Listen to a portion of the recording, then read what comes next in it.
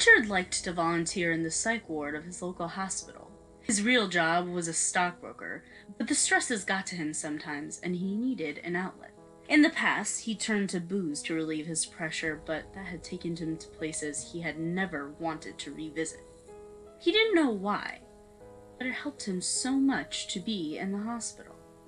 He loved helping people. He didn't particularly like the crazies they made him work with, and in fact, most of them were beyond help. He supposed that it was Anna that kept him coming back. Anna was just a little girl, maybe 10 or 12 at the time. She shouldn't really have been in the ward with the adults, but this small town wasn't wealthy enough to have separate housing for minors. He felt sorry for all the kids who had to bunk with these terminal whack jobs. Or he would, if Anna weren't the only one there under 35. That just made it sadder, he supposed.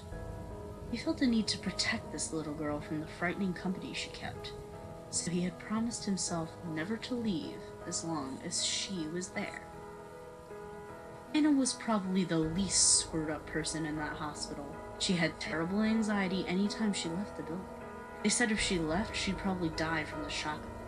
The only thing that seemed to make her feel better was talking, so he talked to her for hours on end about even the most inane topics. He felt a need to know everything about her, a need that transcended what should have probably been suitable for their relationship. But Anna seemed so happy when he talked to her that he could never bear to leave her for long.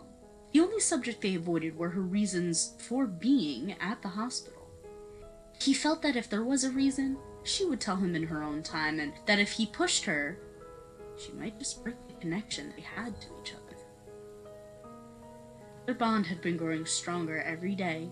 They were almost close enough to be brother and sister, so close that he had no longer pretended to be working in the hospital. He quit his volunteering gig and came in every day just to be with her.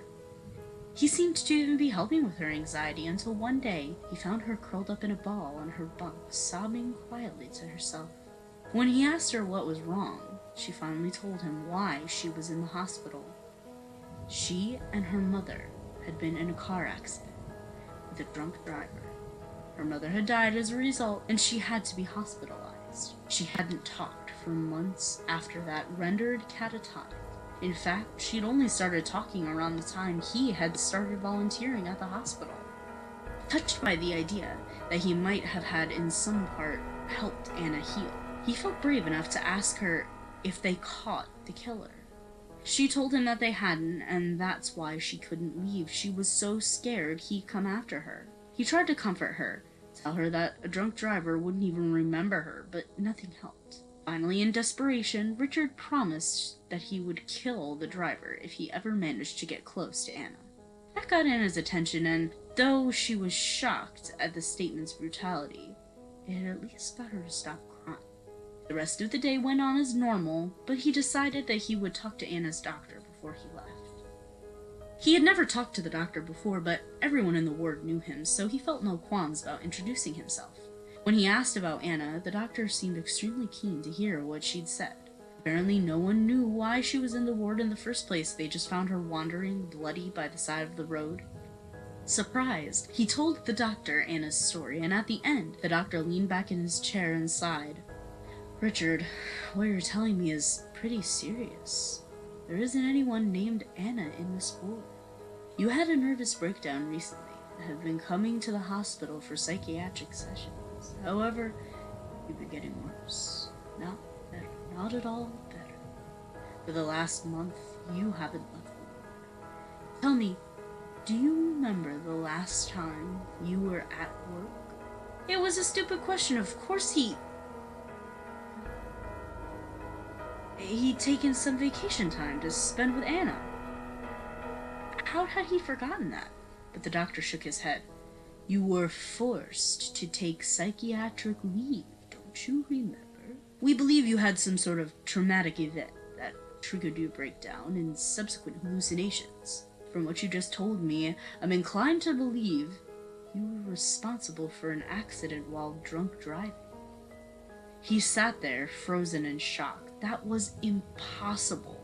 He had quit drinking, right about when he had started volunteering at the ward. No, No, he couldn't have.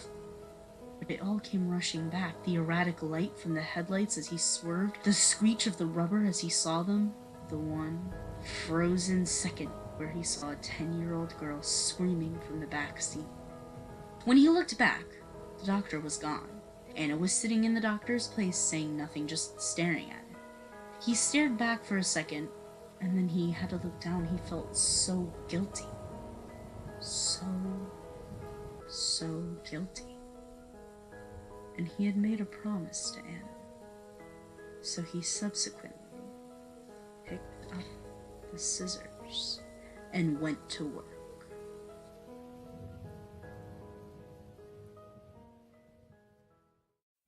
Hi, 207, it's Miss Viola Swamp. Thanks for listening, commenting, and subscribing. Go check out my Facebook page and leave suggestions for stories you want to hear. I hope to see you in class next time.